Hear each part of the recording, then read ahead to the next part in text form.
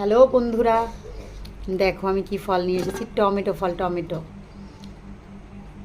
আমি আগে কখনো খাইনি, ট্রাই করিনি, প্রথমবার আমি ট্রাই করছি। দেখো এক পিস কেটে রেখেছি, তো মনে হলো যে তোমাদের সাথে ভিডিওটা শেয়ার করি। একটু ভিডিও করেই নিলাম ফলটা, যেহেতু নতুন কিনেছি, জীবনে খাইনি, ফার্স্ট টাইম।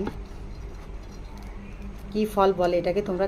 কি ফল, কি নামে চেনো এই ফলটাকে আমাকে জানিও অবশ্যই কমেন্ট বক্সে।